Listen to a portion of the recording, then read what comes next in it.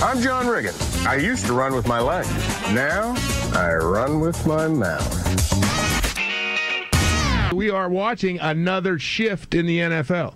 I think that the league is moving more and more towards, and I don't want to say non-contact because I don't think they can get away from it completely, but they are really starting to sanitize the game. And you're seeing it right now, and it's in this CBA. It's all there. You won't reckon the game that you watched 10 years ago, you don't see today, and the game that you see today, you will not recognize in another 10 years. Good point.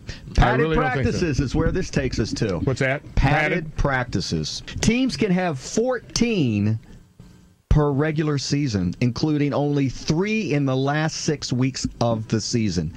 14 total? 14 days per regular season, including only 3 in the last 6 weeks. Artie, get on this for me, because I'm stunned when I keep seeing this number. So that's, in other words, every 2 weeks you can have one padded practice in the last 6 weeks of the season. I don't think a lot of teams right now are in pads very much at all.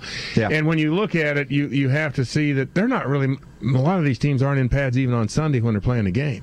True.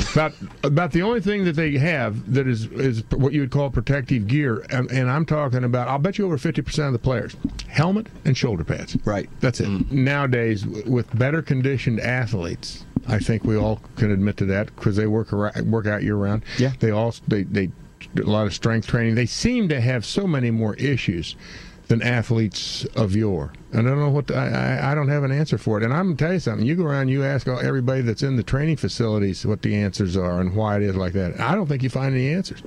I mean, like I said, we talked about it last week. You can talk about IVs during games. I mean, you get a warm afternoon in, say, September, and you very well may have a half a dozen guys at halftime getting an IV because they're getting dehydrated. Never used to have that problem. I never ever remember anybody getting an IV at halftime or after a game on a particularly sultry, hot, say, night or afternoon.